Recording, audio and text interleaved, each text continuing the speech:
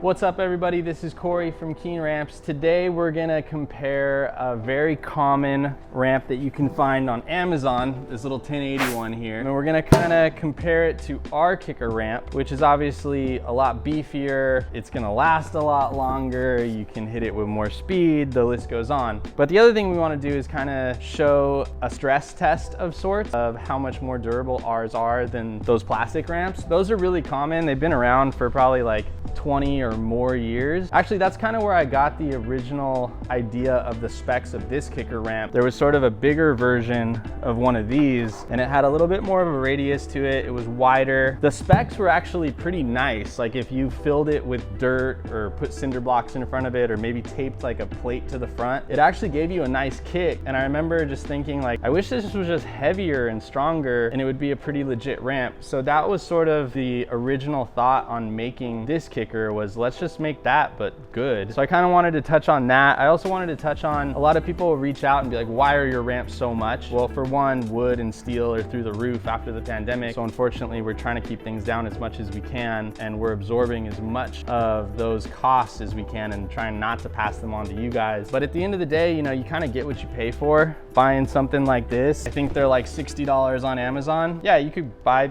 3 of these for the price of one of ours, but this thing is not gonna make you a better skater. It's not gonna achieve any type of progression for your skateboarding, whereas ours will. And ours is kind of cool too, because you can use it in a lot of different ways. Like we took it to a foundation spot recently and filmed a little commercial, and you can wallie with it, you can wall ride with it, you can launch up things, you can ollie into it. I've seen guys that have gone off of things as tall as buildings and plant all 4 wheels on it. It's not gonna puncture, it's not gonna move, it's not gonna bend. So yeah, there's a lot of things you can do with this.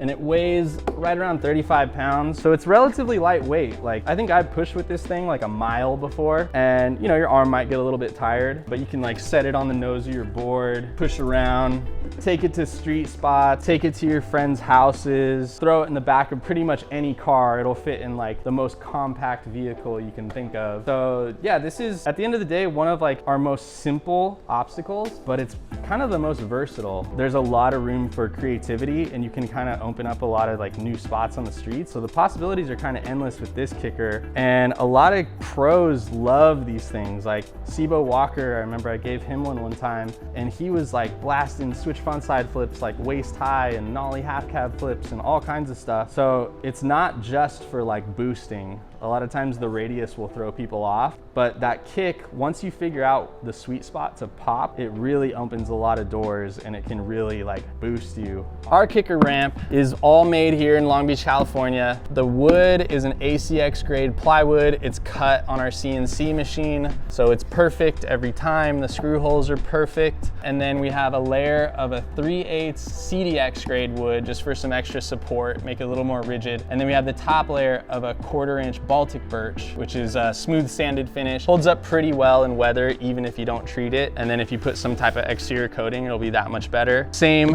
1/4 inch Baltic birch on the face. And then we have this 16 gauge plate right on the end. Something that's kind of different about our ramps compared to some of our competitors, we always run our ply pretty much right until it touches the ground. And then the next layer, same thing, goes until it touches the ground. And then the plate just only has to go past the wood, just like 1.5 inches or so. And the benefit about that is now you have all that support right there. Sometimes people will just end their plywood there, attach it, and then over time it's gonna bend, the plate's gonna taco. So now this is fully supported, and that's gonna last a really long time. And then we put some machine washers and a little nut on the bottom. Squeeze this all together. Don't want to use screws, because screws and wood wiggle over time. They're gonna get loose, your plate's gonna fall off, you're always gonna be fighting it, you're gonna lose it. So yeah, the washers, the machine screws, that's a great, easy solution. All the hardware is galvanized, it's not gonna rust. We have some of these things that have been sitting out here in our driveway and get rained on. They last a really long time, and some of them are painted. Those ones are in great shape, some of them are not, but birch is a really great material. The only thing you can get better is skate light, obviously. Yeah, just kind of wanted to show you guys everything that goes into our little KICKER ramp and sort of how much thought there really has been, down to the plate, down to that wallie cap, the length. You know, you have enough time to pop tricks out of it. You can do nollie, but there is a lot of thought that went into this. We got 2x4s there. And then, yeah, like I said, it's pretty lightweight, pretty easy to carry around. Drag it to your friend's house, take it to the skate park, throw it in the back of your compact car. One of our very simple obstacles, but probably one of my favorites. And most guys that I know that are very talented at skateboarding, it's always their favorite too. So this thing, I think it's only appropriate that we give a little product review. So I like these little rubber grommets to keep it from sliding. That's cool, but that's probably about the only thing that I like. It's very short. It's actually shorter than my board. I can barely get 4 wheels on it. Let's see, I weigh about 180 pounds. So you can see it given there. This is honestly like, it's dangerous at the end of the day. Like, parents out there buying your kids one of these, yeah, it might sound like a good idea to not have to spend that much, but at the end of the day, they're not gonna learn anything on it and they're not gonna progress. So yeah, let's skate it for a little bit. All right, so I feel like for a thorough and accurate comparison of these products, I should probably skate both with an equal amount of effort. I'm gonna see how far I can launch out of each of them, how high I can pop, and then just kind of show you guys where your capabilities will sort of get stopped if you go this route. Yeah, I feel kind of silly comparing these because they're really not that similar at the end of the day, but this is sort of a mainstream obstacle that's out there. Like, I think they sell these at Walmart and places like that. So unfortunately, these are gonna get in a lot of new skaters' possessions. And I just want this to kind of be an educational moment on the fact that these will essentially hold your skating back. And with the extra spend, what you could have with a product like ours. First, I'm gonna see how high I can pop out of each of them. So I'm just gonna approach it with like a medium amount of speed. I'm gonna see how high I can get my pop, and then Cody will just kind of be on the side. Maybe he can like freeze some screen grabs of how high I get.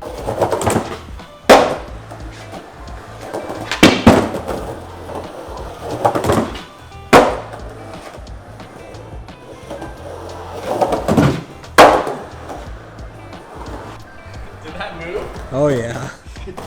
Did it move as soon as my front wheels hit it? Yeah, I think so. Oh geez. Okay, I'm gonna get a cinder block.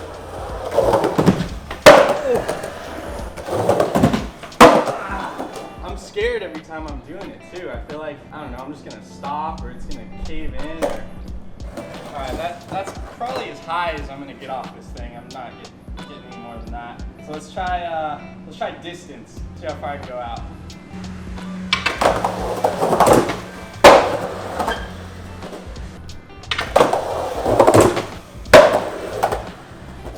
Go a lot longer, just need more speed. But we set these up at what we do, a pumpkin jump one time. Craig Edwards ollied like 20 of them. I think it was like 15 feet. And then another time at a brewery, we actually did a keg jump. I think Santana ollied like 13 kegs or something, or 14. He like back 180'd like 12 of them. There's this photo where he's like 5 feet in the air, just floating backwards. But that event was kind of cool because we actually took a regular kicker, we took a wedge, we took a bigger wedge, and we took a bigger kicker, and everybody who was in the contest, their preference was the little kicker. So something about this thing is like magical. I'll never mess with the specs of this.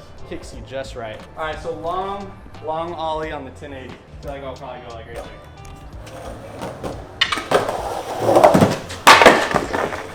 Oh, so scary going at it with that much speed.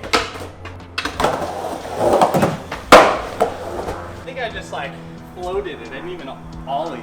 But I land like by this crack. Yeah, a little bit. Somewhere in there. Yeah, I'm gonna quit while I'm ahead. That's as far as I'm going on distance on that one. Other than that, as far as comparison, we have the Wally cap on the back for kind of 2 reasons. One is so you have something to Wally. It is kind of short and abrupt for a Wally, but it'll teach you the fundamentals. 2, that actually stabilizes the ramp a ton. So a lot of times people will be like, why don't you just cut it off flat? But when you cut it off flat, now you have this like triangle that sort of wants to tip, wants to give a little bit. And when like grown ass men are hitting this thing 25 miles an hour or whatever they're going, you'll feel it. So that little Wally cap actually stabilizes this a ton. And some people are like, oh, it'd be nice to not have the Wally cap because then you could do wall rides. But you can actually wall ride with it. You kind of just lift up and it puts you right on. So having that Wally cap doesn't affect wall rides. I've seen dudes get like chest high on stuff out of these on walls.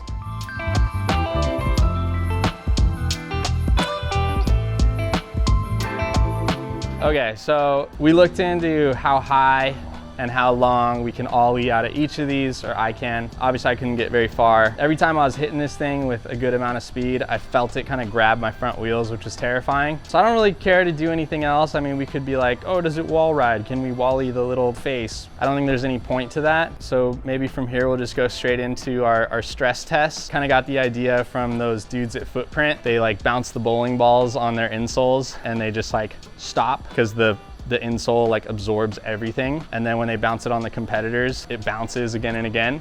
So I always thought that was sort of a cool concept and I wanted to do with things that we make. So we're gonna do this stress test and I'm gonna get my truck. I would think it weighs like at least a couple tons. Drive it up onto the ramp and then we're gonna kind of just like zoom in and see if there's any bend or any type of stress that the ramp is experiencing from having several thousand pounds on it. And then we're gonna do the same with the little plastic 1080 ramp and it's probably just gonna implode on itself or crack into a few pieces.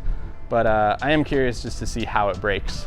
All right, so I know I said earlier that I was gonna use my truck. I forgot I didn't drive my truck today. I drove the company fun van. So this thing is heavy and beefy, has some big knobby tires. So I'm just gonna drive up nice and slow right to the center of it. And then we're just gonna kind of inspect it and see how it's holding up. All right, please hold.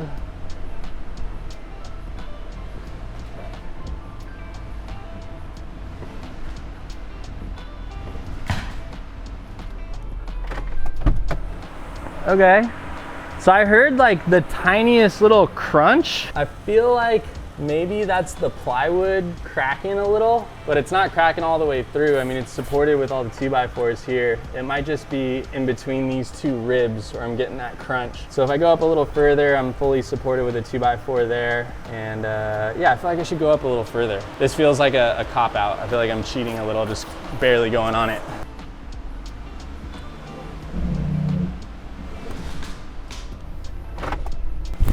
Okay, so a little further up, fully on there, right in the middle.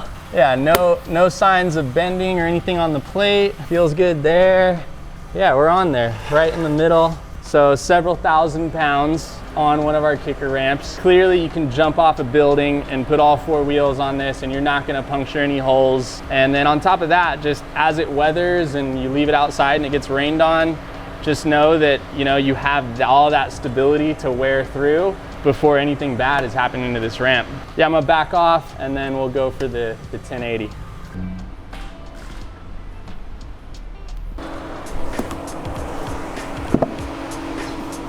Yeah, no signs of cracking or anything. That 2x4 is all good. Didn't even give there. So yeah, like that little bit of crunch, like I said, it was probably just this 3/8 ply underneath. Out of all the material, that one tends to have the most sound and is kind of the least rigid. But you can't even feel like a divot or anything.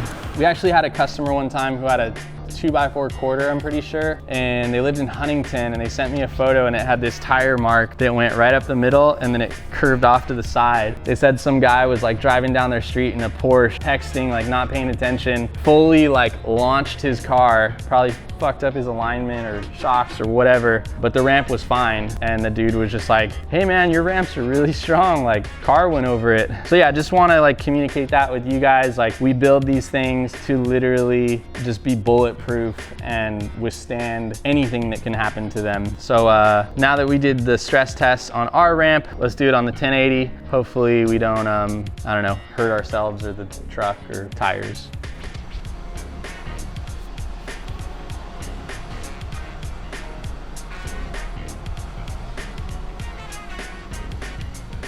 Oh, it's actually doing a lot better than I thought.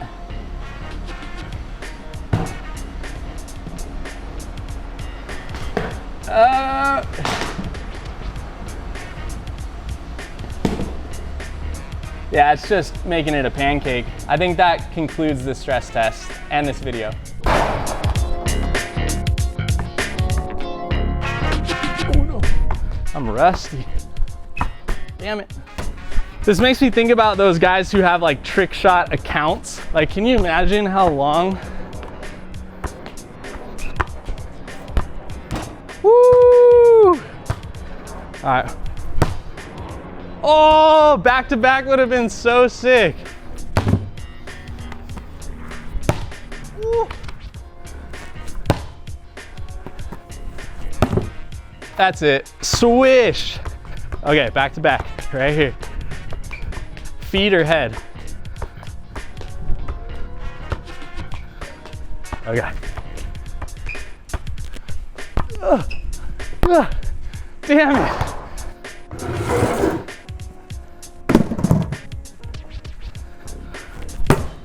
Oh, it kind of works.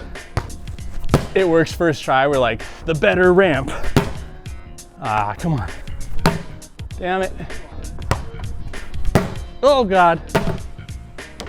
Whatever, doesn't work. Thing's garbage. All right, first try. Can you believe that this is about to be first try? $100, first try, right here. First try Fridays, baby. First tee.